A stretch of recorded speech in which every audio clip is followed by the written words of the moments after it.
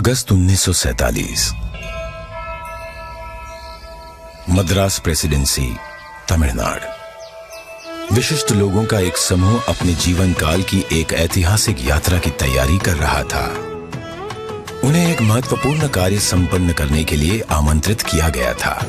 एक शासक से दूसरे शासक को सत्ता हस्तांतरण की प्रक्रिया को विधि विधान के साथ पूर्ण करने का कार्य सौंपा गया था। किस दिशा में कूच कर रहे थे ये लोग? दिल्ली। भारत अपनी स्वतंत्रता के समीप था। ब्रिटिश शासन से मुक्ति की बेला थी। स्वराज के लिए संघर्ष में हजारों गिरफ्तार हुए और मारे गए, और दशकों बाद राष्ट्र अपने लक्ष्य के समीप था। वो लक्ष्य था स्वाधीनता, स्वतंत्रता। अब अंतिम वाइसरॉय लॉर्ड माउंटबेटन को एक महत्वपूर्ण कार्य करना था, भारतीयों को उनका स्वराज्य सौंपने का कार्य। परंतु उनके सामने एक सवाल था, स्वराज्य को किस प्रकार सौंपा जाए।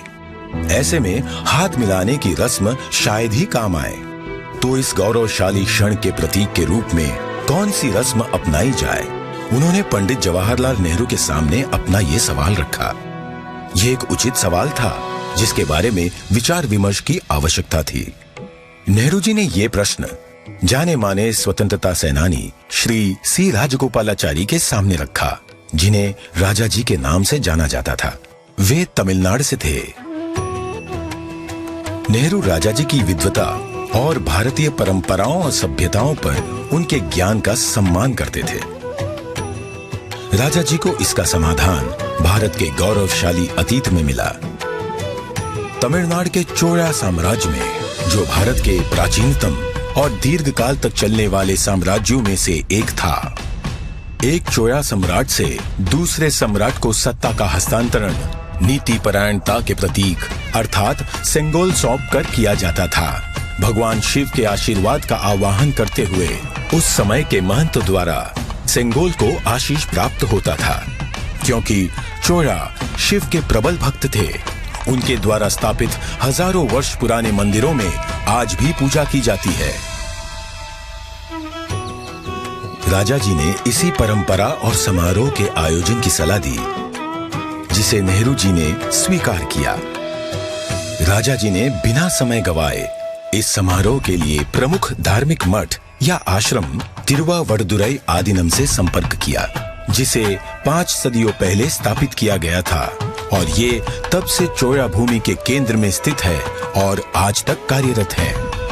तत्कालीन मठ प्रमुख 20वें गुरु महासन्निधानम श्रील श्री अंबलवाना देसिका स्वामी ने अपनी अस्वस्थता के बाद भी इस कार्य को स्वीकार किया। उन्होंने सेंगोल बनाने का दायित्व मद्रास के प्रसिद्ध स्वर्णकार वुम्मड़ी बंगारू को सौंपा। सेंगोल के शीर्ष पर नंदी विराजमान थे, जो कि शक्ति, सत्य और न्याय के प्रतीक हैं। सेंगोल बनाने के समय को याद करते हुए 96 वर्षीय श्री वुम्मड़ी एतिराजुलु कहते हैं, आदिनम किसी की सिफारिश पर हमारे पास सेंगोल का निर्माण का न्योता लेकर आए थे। उन्होंने हमें इसके चित्र दिखाए। यह एक गोल लंबाकार वस्तु थी, जिसे बिल्कुल वैसे ही बनाना था। यह एक महत्वपूर्ण स्थान पर जा रहा था, इसलिए उच्च गुणवत्ता आवश्यक थी। हमें इसके निर्माण का आदेश मिला। यह चांदी से बना था, जिस पर सोने की परत थी। आधीनम के सानिध्य में इस निर्माण से जुड़कर मैं बहुत ही प्रसन्न था। स्वतंत्रता सबके लिए गौरवशाली क्षण था, पर आधीनम द्वारा हमें सेंगोल निर्माण का दायित्व सौंपने से उस क्षण का महत्व बढ़ गया था।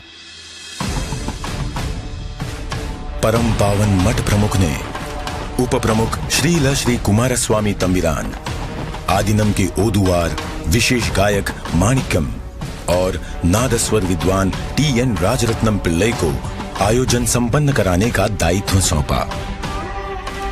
ये दल एक विशेष विमान से दिल्ली पहुंचा।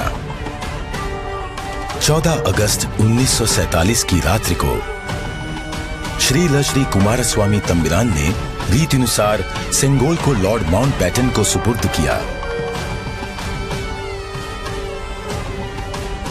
और लॉर्ड माउंटबैटन से उसे पुनः स्वीकार किया।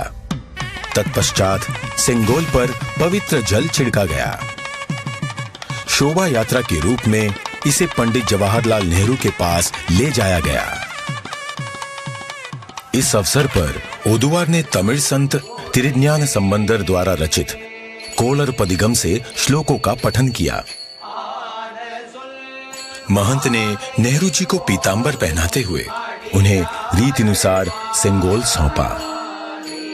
अडियारगल वाणिल अरसालवार आणई नमते, अर्थात ये हमारा आदेश है कि ईश्वर के अनुयायी राजा स्वर्ग के समान शासन करेंगे। इस वाक्य से श्लोक का समापन हुआ। इस प्रकार 1000 वर्ष पूर्व की सभ्यतागत प्रथा के अनुसार दक्षिण और उत्तर के असाधारण एकीकरण द्वारा राष्ट्र को एक सूत्र में पिरोते हुए शासन का हस्तांतरण हुआ। तत्पश्चात नेहरू जी ने श्री राजेंद्र प्रसाद सहित कई नेताओं की उपस्थिति में सेंगोल को स्वीकार किया। आगे चलकर श्री राजेंद्र प्रसाद भारत के प्रथम राष्ट्रपति बने। इस ऐतिहासिक घटना का उल्लेख व प्रकाशन राष्ट्रीय और अंतर्राष्ट्रीय मीडिया में किया गया। 25 अगस्त 1947 की टाइम पत्रिका ने भी इसे प्रकाशित किया। हस्तांतरण की प्रक्रिया के पश्चात पंडित जवाहरलाल नेहरू ने 14 अगस्त 1947 की मध्य रात्रि को अपना विश्व विख्यात भाषण राष्ट्र के नाम संबोधित किया।